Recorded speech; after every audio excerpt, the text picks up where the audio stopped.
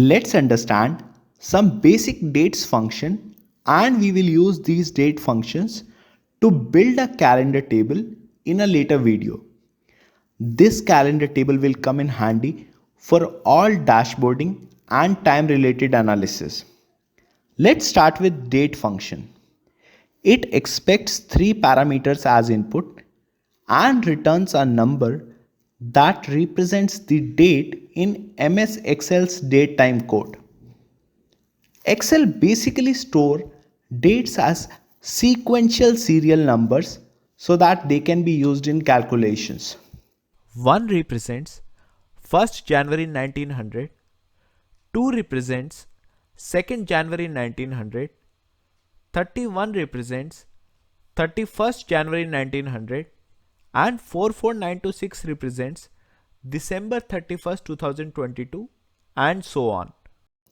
So whenever you use any date function and you see a number as output, do not worry, just select the values where you see number instead of a date and change the data type to date, you will be fine.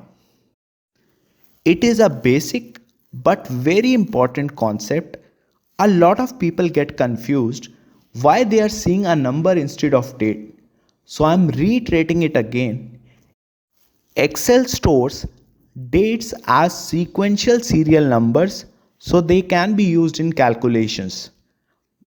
By default, January 1st, 1900 is serial number 1 and December 31st, 2022 is serial number 44,926 because it is 44,926 days after January 1st, 1900. So our date function comes in handy whenever we want to enter or use some dates. Let's move to the next function, which is day. It takes a date as input and returns a number between 1 and 31.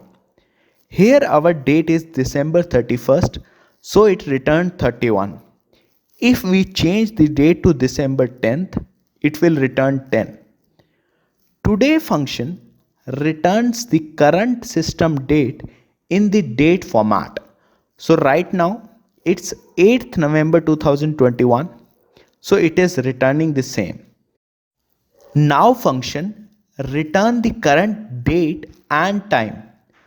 Remember, today function only returns the date while now function returns both date and time. Days function.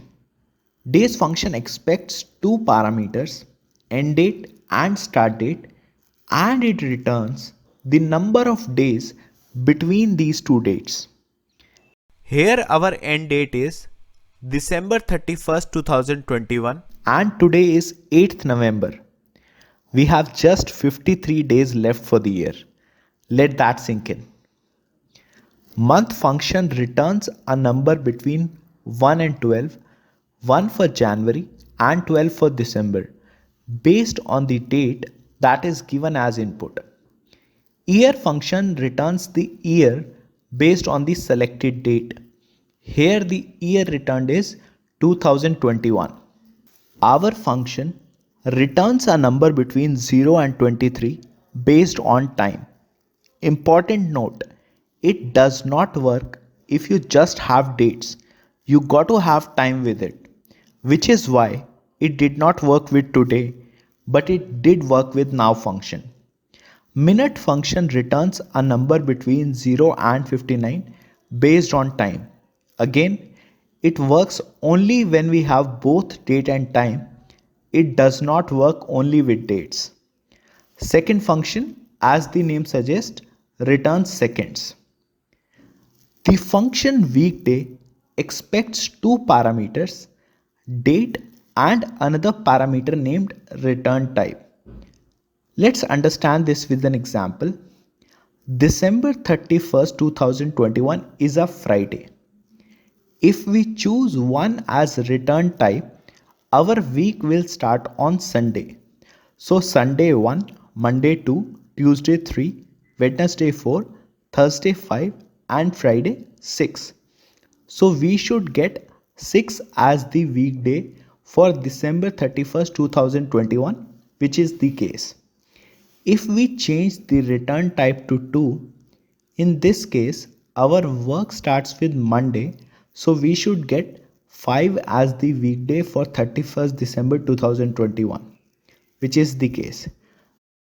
This function will come in really handy in Power BI when we work on week to date calculations. Weeknum function returns the number of week for the date in that particular year. For example, 1st January 2021 will be the first week of the year, which is why we got the value 1.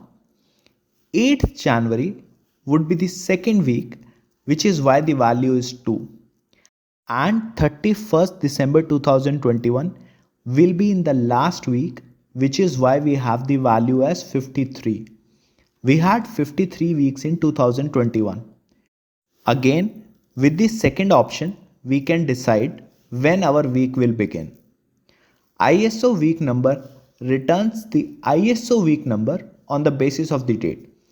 It only accepts one parameter, which is date, because the week start parameter are decided by ISO 8601 standard.